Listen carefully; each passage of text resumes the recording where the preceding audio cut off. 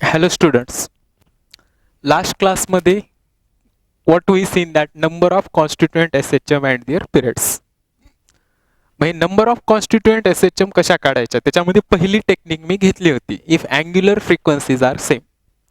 Angular frequencies same असतील तर प्रॉब्लेम्सला कसं डील करायचं किंवा टॅकल करायचं. कसं टॅकल करणार बघा. असं इक्वेशन दिले y is equals to sine square omega t into cos omega t. If suppose angular frequency same omega इथं पण आहे ओमेगा इथं पण आहे. कॉस साईनचा पॉवर 2 आहे कॉसचा पॉवर 1 आहे. सरळ काय करायचं पॉवरचं ऍडिशन. पॉवरचं ऍडिशन करा 2 + 1 3. चेक करा पॉवर ऑड आहे की इव्हन. आता 3 हा नंबर कसा आहे ऑड. मग पहिली अँग्युलर फ्रिक्वेन्सी काय येणार ह्याची 1 ओमेगा. पहिला ऑड नंबर बघायचा. पहिला ऑड नंबर 1. त्याच्या पुढचा ऑड नंबर 3 ओमेगा. इथंच थांबलो. का थांबलो रे दाद्या. कारण इथंच संपलं. कारण 3च आहे. मग ही काय झालं किती SHM 1 SHM 2 SHM. ही किती SHM झाल्या 2 SHM. मग ह्याचा टाइम पिरियड लिहा T1 2 पाय बाय ओमेगा. ह्याचा time period 2 pi by 3 omega. Next y is equals to sine cube omega t into cos square omega t. पॉवरचं ऍडिशन करा 3 + 2 5. 5 odd. पहिला odd number 1 omega. दुसरा 3 omega. पुढचा 5 1 3. इथंच थांबलो कारण ऍडिशन किती आहे 5. मग हे जर तुम्ही वेल मेथडनं करायचं म्हणलं तर दिवसभर तुम्हाला सॉल्व्ह करावं लागेल आणि एवढे फॉर्म्युले पण माहीत नसतात. त्याच्यामुळे मी ही टेक्निक दिली. मग एक्झामला कुठंपर्यंत विचारतात डेफिनेटली सांगतो. एक्झामला या पहिल्या दुसऱ्यापर्यंत विचारतात. टाइम पिरियड विचारतात. त्याच्यानंतर दुसरं ऑड झालं हे 1 omega 3 omega 5 omega. Total SHM किती झाल्या 3. Next third sine omega t into cos omega t. साइनचा पॉवर 1 आहे कॉसचा पॉवर 1 आहे. 1 + 1 किती झालं 2. 2 हा कोणता नंबर आहे इव्हन नंबर. मग याची सुरुवात कुठून होणार 2 ओमेगा पासूनच होणार. Sign omega t into cos omega T. 1 + 1 2 हे इव्हन आहे म्हणजे सुरुवात किती पहिला इव्हन 2 ओमेगाच. याच्या पुढे नाही म्हणजे एकच SHM. मग असे प्रॉब्लेम्स आहेत. अशा प्रॉब्लेमचा टाइम पिरियड विचारतात. मग तुम्ही जर टाइम पिरियड असं डायरेक्ट जर लिहिलं कसं हे साइन ओमेगा म्हणजेच time period is equals to 2 pi by omega तर हे आन्सर करेक्ट चुकीचं असेल. करेक्ट चुकीचं. कारण ही SHM आहे का नाही ह्याचं आधी कन्वर्जन कुणामध्ये करावं लागेल SHM. ते कसं करणार मी 1 + 1 2 इव्हन आलं. पहिला इव्हन नंबर 2 ओमेगा म्हणजे त्या SHM ची अँग्युलर फ्रिक्वेन्सी ही काय आहे 2 ओमेगा. मग काय म्हणतील सर ही अँग्युलर फ्रिक्वेन्सी कुणाची आहे ता. अरे त्या SHM ची आहे ता. कारण ह्याच्या कॉन्स्टिट्युएंट SHM किती झाल्या 2 SHM. पहिल्याची ओमेगा दुसऱ्याची 3 ओमेगा. याच्या कॉन्स्टिट्युएंट SHM किती झाल्या एकच. त्याची अँग्युलर फ्रिक्वेन्सी 2 ओमेगा म्हणजे time period 2 pi by 2 omega. 2 2 get cancel म्हणजे टाइम पिरियड काय आलं पाय बाय ओमेगा. पुढचं y equals to sine square omega t into cos raise to 4. Add करा 4 + 2 6. पहिली फ्रिक्वेन्सी 2 दुसरी 4 पुढची 6 म्हणजे टोटल SHM 1 2 3 म्हणजे टोटल कॉन्स्टिट्युएंट SHM किती झाल्या 3 SHMs. Okay. These are the total constituent SHM. Okay समजलं काय होतं if angular frequencies are same. मग आता बघा अँग्युलर फ्रिक्वेन्सीज आर सेम मध्ये हा एक मी प्रॉब्लेम करून दाखवतो. फॉर एक्झाम्पल असा प्रॉब्लेम विचारलेला आहे y is equals to 10 sine of 10 pi t plus pi by 6 into cos of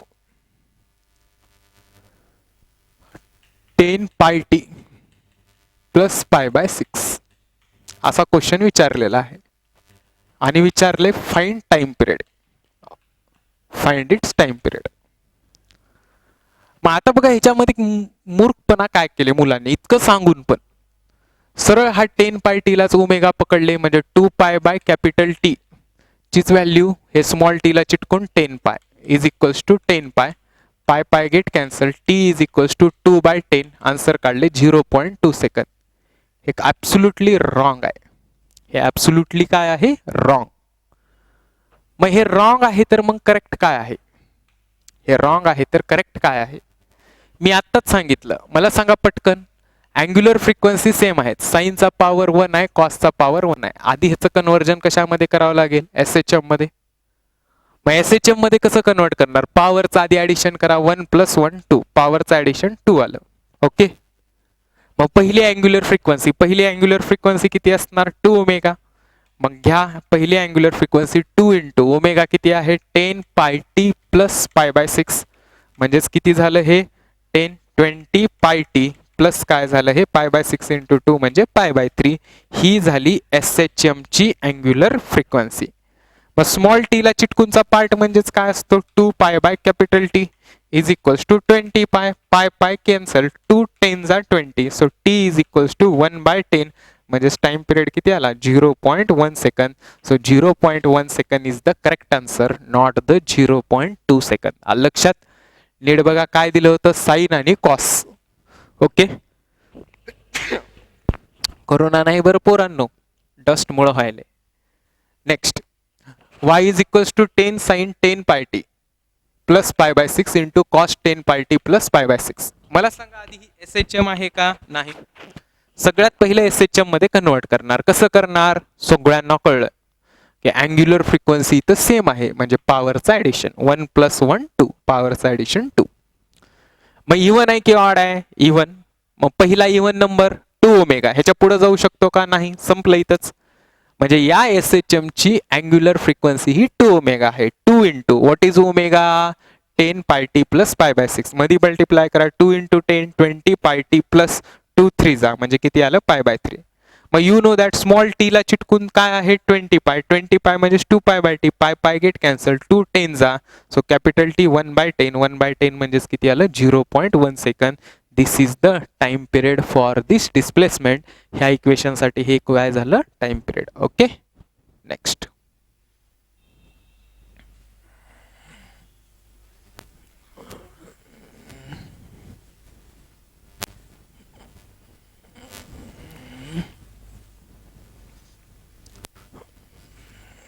आता एक प्रॉब्लेम घेऊयात अँग्युलर फ्रिक्वेन्सीज आर डिफरंटचा. ओके एक प्रॉब्लेम घेऊयात angular frequencies are different. Right down.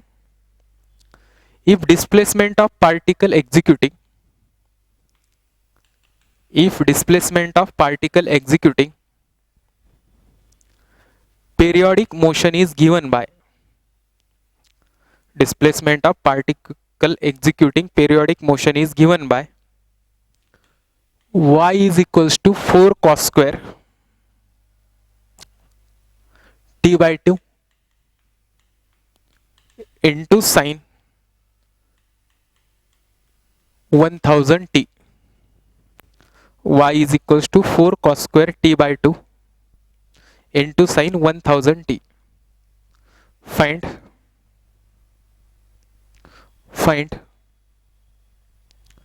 number of constituent SHM and their period.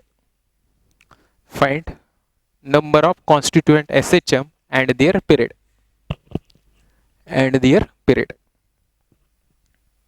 Okay आता नीट बघा पोरांनो काय बघा नीट बघा इथं अँग्युलर फ्रिक्वेन्सी सेम आहे का नाही.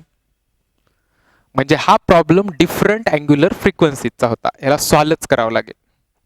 सेम अँग्युलर फ्रिक्वेन्सी असते तर किती मजा झाली असती. ह्या 2 हा 1 2 + 1 3 ऑड आहे म्हणजे पहिली ओमेगा दुसरी 3 ओमेगा किती SHM आल्या असत्या 2 SHM. प्रॉब्लेम संपला. 2 सेकंदात काय झाला असता प्रॉब्लेम.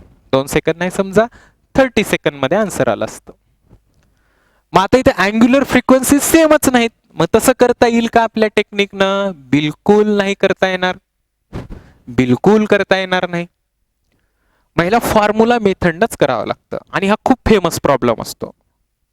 मग हे कसं करतात नीट बघा फॉर्म्युला मेथडनच.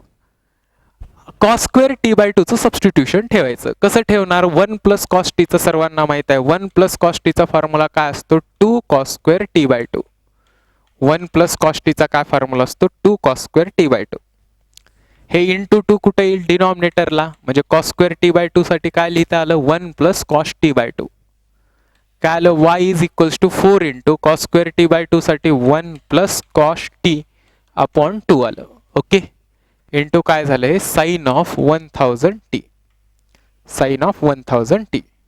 हे 2 कॅन्सल झालं. हे 2 2 जा किती झालं 4. मध्ये मल्टिप्लाय करा 2 इंटू 2 2 इकडून पण मल्टिप्लाय करा 2 into 1 sine of 1000 t plus इकडून मल्टिप्लाय करा 2 इंटू इकडून मल्टिप्लाय करा साइन इंटू 1000t इंटू हे कुणाला मल्टिप्लाय करायला कॉस टीला. नीट बघा काय केलं, 1 प्लस कॉस टीचा हाफ अँगल फॉर्म्युला प्लस आहे म्हणून 2 cos square t by 2 into 2 डिनॉमिनेटरला गेलं, कॉस स्क्वेअर टी बाय 2 काय आलं 1 प्लस कॉस टी बाय 2. या कॉस स्क्वेअर टी बाय 2 साठी ठेवलं 1 प्लस कॉस टी बाय 2, 2 2 जा 4 मध्ये मल्टिप्लाय करा, 2 इंटू 1 2 हे sine into 1 sine 1000t, 2 into sine 1000t into cos t. Okay, आता बघा हे कुणाचा फॉर्म्युला झाला, 2 साइन ए किंवा साइन ए इंटू साइन बी चा फॉर्म्युला मी लिहितो. ओके, कुणाचा फॉर्म्युला साइन ए प्लस बी चा, 2 साइन ए बी चा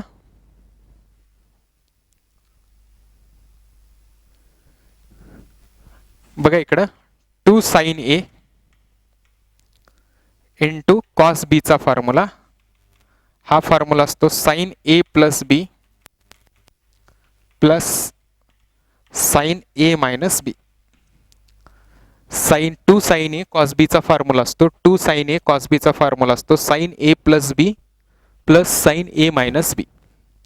चला एक्सपान्शन करा, हे 2 sine 1000t as it is plus sine A plus B, 1000t ला ए पकडा आणि ह्या टी ला बी पकडा, काय लिहिता येईल sine of A plus B 1000t plus t 1001t plus sine A minus B 1000t minus t sine 999t sine 999t.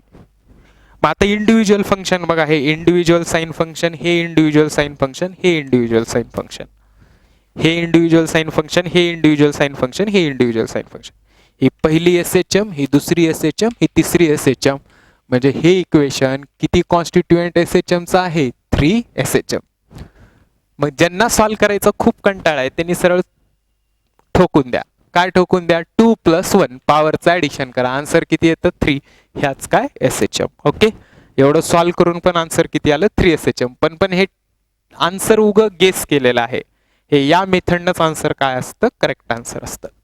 मग आता time period T1 is equals to 2 pi upon पहिल्याचा omega किती आहे 1000, पहिला टाइम पिरियड 1000. दुसरा T2 is equals to 2 pi upon दुसऱ्याचा omega 1001. T3 2 pi upon तिसऱ्याचा omega 999. So 999 हा काय झाला T3, T1 T2 T3. लक्षात नीट बघा काय केलं, 2 साइन ए कॉस बी चा फॉर्म्युला यूज केला, फॉर्म्युला असतो sine A plus B plus sine A minus बी. मग 2 साइन ए प्लस बी 1000 ए आणि टी बी 1000t प्लस टी 1001t, ए minus B 1000t minus T 999t. मग आता बघा हे individual sine function, individual sine function, individual sine function, individual sine function हे काय असतं SHM म्हणजे 1 2 3. म्हणजे इथं किती SHM आहे 3 SHM.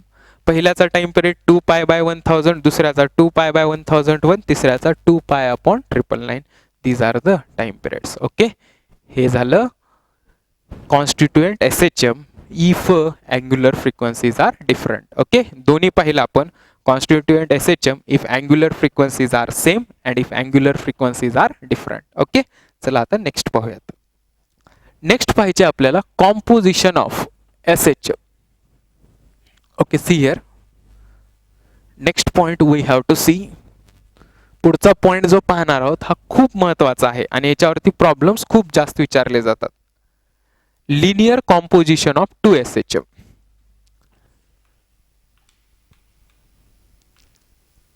linear composition of 2 SHM.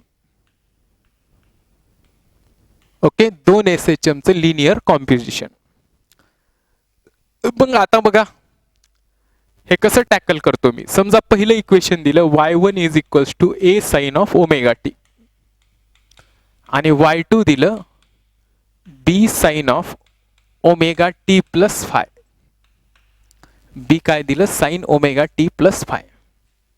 Five म्हणजे दोघांमधला काय असेल फेज डिफरन्स, कारण साइन साइन सेम आहे, साइन साइन सेम असेल ट्रिग्नोमेट्रिक फंक्शन, तर फेज डिफरन्स काय असेल सरळ डिफरन्स दोघांचा omega t plus phi minus omega t cancel, म्हणजे फाय हा दोघांमधला काय झाला फेज डिफरन्स. ओके, मग आता बघा तुम्हाला काय विचारत असतात, रिझल्टंट अँप्लिट्यूड काय विचारत असतात, रिझल्टंट अँप्लिट्यूड, आणि दुसरं काय विचारत असतात, रिझल्टंटचा विथ वेक्टर अँगल.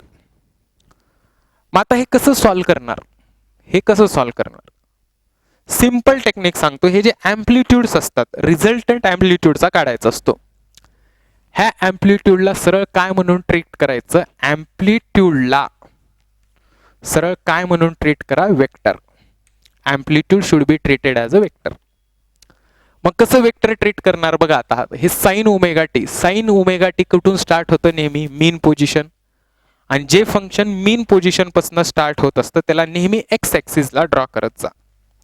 जे फंक्शन मीन पोझिशन पासून सुरू होतं त्याला नेहमी एक्स ॲक्सिसला ड्रॉ करा. हे सगळे एसी सर्किट मध्ये पण आहे. मग आता अँप्लिट्यूडला कुणासारखं ट्रीट करायचं ठरलंय, वेक्टर. मग साइन पहिलं जे काय आता यांचं कॉम्बिनेशन होणार, कॉम्बिनेशन काय होणार, y is equals to y1 plus y2. मग आपल्याला ह्या दोघांच्या अँप्लिट्यूडचा काय काढायचा आहे, रिझल्टंट. मग अँप्लिट्यूडला कुणासारखं ट्रीट करायचं ठरवलंय आपण, वेक्टर सारखं. मग ए अँप्लिट्यूड हे कुणाचं आहे, साइन फंक्शनचं. मग साइन फंक्शन नेहमी along the x axis draw करायचं, त्याचा अँप्लिट्यूड ए अलॉंग द काय केलं, एक्स ॲक्सिस. पुढचं आहे बी. बी वेक्टर बघा आता काय असणार, sign omega t plus phi. Five हा ह्या दोघांमधला काय आहे, फेज. म्हणजे बी हा वेक्टर ए वेक्टरच्या फाय अँगलनं पुढं असणार. पुढं का, कारण साइन काय आहे, प्लस. म्हणून बी वेक्टर हा ए वेक्टरच्या किती ना पुढं असणार, फाय. बघा दोघांमधला फेज डिफरन्स पण किती आहे, फाय. बी आणि ए मधला फेज डिफरन्स म्हणजे दोघांमधला अँगल पण किती आहे, फाय. मग दोन वेक्टर झाले ए आणि बी, दोघांमधला अँगल फाय, म्हणजे दोघांचा रिझल्टंट काय असेल, आर. चला सांगा, दोन वेक्टरच्या रिझल्टंटचा फॉर्म्युला काय असतो, under root a square plus b square plus 2ab cos theta. मग आता बघा हा जो रिझल्टंट आहे हा ए सोबत अँगल थिटा बनवायलाय. मग टॅन थिटा, टॅन थिटा कसं काढतो, वेक्टर मध्ये माहित आहे फॉर्म्युला, दूरचा वेक्टर दूरचा वेक्टर इंटू काय असतं, साइन फाय. दूरचा वेक्टर इंटू साइन ऑफ दोघांमधला अँगल काय आहे, साइन फाय, अपॉन जवळचा वेक्टर काय आहे, ए प्लस दूरचा vector b into cos five. हे काय झालं, टॅन थिटाचा फॉर्म्युला. ओके, नीट बघा. Linear composition of SHM. Linear composition of SHM म्हणजे काय, दोन एसएचएम एकमेकावरती ओव्हरलॅप होणं. मग दोन एसएचएम एकमेकावरती ओव्हरलॅप झाल्या की त्यांचा एक तर रिझल्टंट अँप्लिट्यूड काढायचं असतं, आणि सेकंड वन त्यांचं काय कॅल्क्युलेट करायचं असतं आपल्याला, रिझल्टंट अँप्लिट्यूड नंतर फेज. मग कसं करणार, नीट बघा. y1 दिले ए साइन ओमेगा टी, y2 दिले b sine omega t plus phi. मग y हे दोघांचा ऍडिशन y1 प्लस y2. चला दोन, आता ह्याचा आपल्याला फेज डिफरन्स काढायचा आहे. कुठलं मॉडेल लागू होईल, ट्रिग्नॉमेट्रिक मॉडेल. आणि लई सोपं आहे, कारण दोघं पण साइन आहेत. मग साइन असतील तर डायरेक्ट अँगलचा difference omega t plus phi minus omega t cancel, phase difference काय आला, फाय. मग कंपल्सरी हे जे काही अँप्लिट्यूड्स आहेत ह्या अँप्लिट्यूडला कुणासारखं ट्रीट करायचं, वेक्टर सारखं. मग ए हे वेक्टर म्हणजे हे अँप्लिट्यूड हे साइनचं आहे, जे साइन फंक्शनचं ते ऑलवेज एक्स ॲक्सिस ड्रॉ करा. बी जे आहे b omega t plus phi, plus म्हणजे पुढं, मायनस म्हणजे पाठीमागं. म्हणजे पुढं बघा ॲरो असा मी पुढं दाखवलाय, एच्या पुढं कोण वेक्टर आहे, बी. दोघांचा रिझल्टंट दोघांच्या मध्ये, आणि रिझल्टंट काय असतो वेक्टर मध्ये शिकलोय, under root a square plus b square plus 2ab cos theta. मग टॅन थिटा काय आलं, b sine phi plus a plus b cos phi. Okay, कसं, हा थिटा म्हणजे दोघांमधला अँगल, रिझल्टंटचा ए सोबतचा अँगल, ह्यालाच फेज पण म्हणत असतात. मग दूरचा vector b into sine angle between vectors phi, so दूरचा vector into sine phi upon जवळचा वेक्टर प्लस दूरचा vector into cos phi. Okay, हा फॉर्म्युला असतो. हे तुम्हाला वेक्टर मध्ये झालेलंच आहे. पण क्वेश्चन्स ह्याच्यावरती विचारत नाहीत, कमी क्वेश्चन्स विचारतात. मग कमी क्वेश्चन्स कसे विचारतात, मग जास्त क्वेश्चन कशाचे विचारतात, if displacement is function of sine and cos. म्हणजे ए sign omega t plus b cos omega T, ए sign omega t plus b cos omega T. Okay, हे फंक्शन आहे, नीट लक्षात घ्या. ए sign omega t plus b cos omega T म्हणजे if displacement is combination of sine and cos. हे problem definitely विचारतात जर displacement combination कुणाचं असेल, साइन आणि कॉसचं. मग डिस्प्लेसमेंट जर साईन आणि कॉसचं कॉम्बिनेशन असेल तर चला सांगा आता मला साईनचं जे काही अँप्लिट्यूड असेल मी आत्ताच सांगितलं कुणाच्या अलॉंग लिहा नेहमी एक्स ॲक्सिस कॉसचा अँप्लिट्यूड बी. मला सांगा साईन आणि कॉस मध्ये कितीचा फेज डिफरन्स असतो आठवतंय का साईन अँड कॉस मध्ये कितीचा फेज डिफरन्स असतो 90चा. आणि कोण लीड करत असतं मी सांगितलंय ऑलरेडी कोण लीड करत असतं कॉस.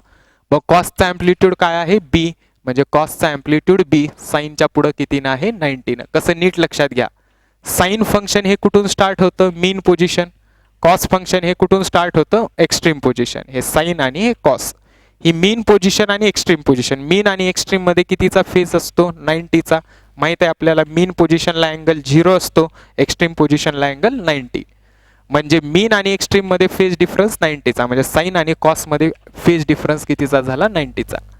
मग पुढं कोण आहे मीन पेक्षा एक्स्ट्रीम वाला पुढं असणार. मग एक्स्ट्रीमला कोण असतं कॉस म्हणजे obviously cos function leads to कुणाला लीड करत असतं साईनला बाय किती अँगलनं 90. मग कॉसचा अँप्लिट्यूड कोण आहे बी म्हणजे हे बी अँप्लिट्यूड ए अँप्लिट्यूडला कितीनं लीड करायले 90नं. मग ह्या दोघांचा रिझल्टंट मध्ये कुठेतरी येणार हा झाला रिझल्टंट. मग 90 डिग्री असल्यास रिझल्टंट काय असतो √a² प्लस b². आणि formula tan theta is equals to चला अँगल बघा ए सोबत थिटा ह्या बी ला इकडे डिस्प्लेस करूयात बी ला इथं डिस्प्लेस करूयात. मग tan theta opposite angle opposite side काय आहे b upon adjacent side a. मग आता ह्याला इन जनरल लिहूयात tan theta is equals to b b कुणाच्या आधीचा अँप्लिट्यूड आहे कॉसच्या म्हणजेच amplitude before cos term upon amplitude before sine term. हा फॉर्म्युला जनरल तुम्ही लक्षात ठेवा tan थिटाचा amplitude before cos term upon amplitude before sine term आणि resultant √a² plus b². This is most important part of the wave. हा वेव्हचा सर्वात important part असतो. Okay मग हा क्वेश्चन वेव्हज टॉपिक मध्ये विचारला जातो वेव्ह ऑप्टिक्स मध्ये विचारला जातो किंवा SHM किंवा ऑसिलेशन मध्ये पण विचारला जातो. नीट बघा कॉम्बिनेशन कुणाचं आहे साइन आणि कॉसचं. मग आता बघा हा काय झाला बी. कसं काढलं बघा साइन हे नेहमी मीन पोझिशनचं कुठं काढायचं एक्स ॲक्सिस ए. दुसरं कोण आहे बी हे कुणाचं अँप्लिट्यूड आहे कॉसचं. मग साइन आणि कॉस मध्ये कितीचा फेज डिफरन्स 90. कसं बघा साइन मीन पोझिशन कॉस एक्स्ट्रीम पोझिशन मीन आणि एक्स्ट्रीम मध्ये कितीचा मीन 0 वर असतं एक्स्ट्रीम 90 दोघांमधला फेज डिफरन्स 90. पण कोण पुढे असणार एक्स्ट्रीम वाला म्हणजेच कोण असणार कॉस म्हणजेच कॉसचं अँप्लिट्यूड बी हे साइनच्या पुढे कितीला आहे 90. मग ए आणि बी ह्या दोघांचा रिझल्टंट दोघांच्या मधोमध मग रिझल्टंट 90 डिग्री असल्यास काय असतो √a² प्लस b². मग tan थिटा ह्या बी ला इकडे डिस्प्लेस करा opposite side B upon adjacent side a. मग इन जनरल लिहिताना बी म्हणजे अँप्लिट्यूड कुणाच्या आधीचा आहे कॉसच्या amplitude before cos term upon आणि ए हे अँप्लिट्यूड कुणाच्या आधीचं आहे साइनचं अँप्लिट्यूड बिफोर साइन टर्म म्हणजे tan थिटा काय आला amplitude before cos term upon amplitude before sine term. Okay that's all. Next मग आता बघा ह्याच्यावरती प्रॉब्लेम्स कसा विचारला जातो. Okay write down problem find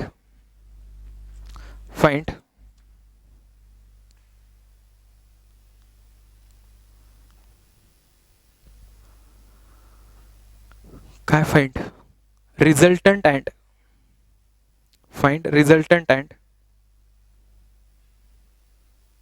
नाही रिझल्टंट नका find ratio of amplitude and phase difference. Find ratio of amplitude and phase difference if y1 is equals to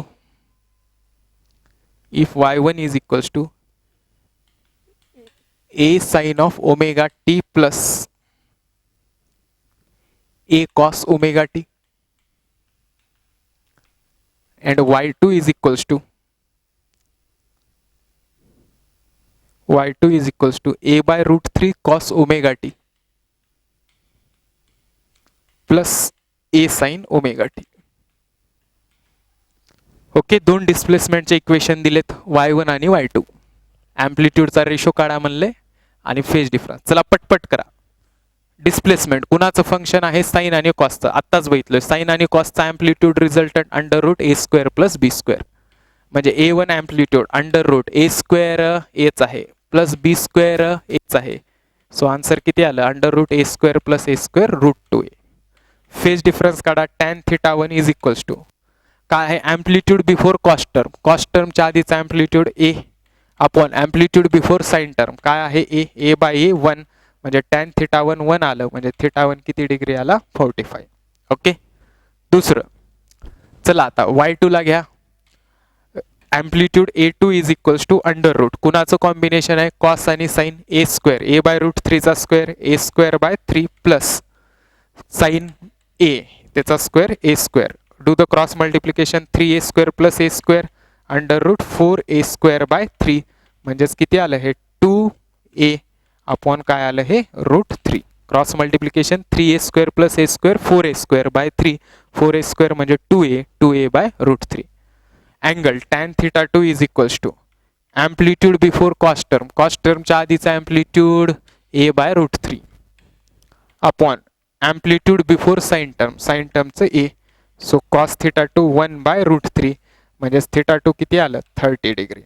चला फेज डिफरन्स दोन अँगल मधला डिफरन्स घ्या 45 30 45 मायनस 30 फेज डिफरन्स किती आला 15 degree. This is the answer. हे काय झालं answer. अशा टाइप्सचे क्वेश्चन्स खूप इम्पॉर्टंट असतात. दोन डिस्प्लेसमेंट देतात y1 y2 ॲम्प्लिट्यूडचा रेशो किंवा काय विचारतात फेज डिफरन्स किंवा दोन्ही पण विचारतात. मग कसं करायचं कुणाचं कॉम्बिनेशन आहे साइन आणि कॉस. मग रिझल्टंट अंडर रूट रिझल्टंट म्हणजेच ॲम्प्लिट्यूडचा रिझल्टंट अंडर रूट पहिल्या ॲम्प्लिट्यूडचा स्क्वेअर प्लस दुसऱ्याचा square root 2a. Tan theta phase कसं काढणार ॲम्प्लिट्यूड बिफोर कॉस्ट टर्मच्या आधीचं a upon amplitude before sine term a 1 θ1 45. Amplitude 2 amplitude before कुणाच्या आधीचा ॲम्प्लिट्यूड कॉस्टच्या ए बाय रूट 3 त्याचा square a square by 3 plus a square is equals to under root 4a square by 3 म्हणजे root 2a by root 3. Tan θ2 amplitude before cos टर्मच्या आधीचा amplitude a by root 3 upon साइनच्या a 1 by root 3 म्हणजे θ2 30 phase difference 45 minus 30 म्हणजे किती आलं 15. Okay. Next question नीट 2019 ला बघा ह्याच्यावरती किती सोपा क्वेश्चन विचारला होता. नीट 2019 ला क्वेश्चन बघा नीट 2019 ला if y is equals to a0 plus b sine omega t नाही a0 plus a sine omega t plus b cos omega t find resultant amplitude म्हणला होता क्वेश्चन. नीट बघा if displacement is equals to a0 plus a sine omega t plus b cos omega t आणि question विचारला होता find the resultant amplitude. मग मला सांगा आता हे a0 ही SHM आहे का नाही. Don't think about a0 SHM आहे का बिलकुल नाही. Don't think about a0 now think about only this part. मग फंक्शन कोणाचं आहे साइन आणि कॉसचं कॉम्बिनेशन. मग resultant you know that sine आणि कॉसचं कॉम्बिनेशन असेल तर काय असतो under root a square plus b square म्हणजे रिझल्टंट ॲम्प्लिट्यूड काय आलं under root a square plus b square. हेच आन्सर होतं. एवढा सोपा क्वेश्चन कधी आला होता नीट 2019 ला. Okay that's all. This is all related with linear SHM और combination of linear SHM. Okay उद्याच्या क्लासला काय पाहूयात फोर्स लॉ. हे खूप महत्वाचं बीट आहे. याचे प्रॉब्लेम्स व्यवस्थित बघा. मी 2 प्रॉब्लेम्स घेतलेत. असेच मॉडेल्स एक्झामला विचारतात. ओके आणि असेच मॉडेल्स व्यवस्थित करा. ओके ठीक आहे चला bye take care. Next part we will see it next class.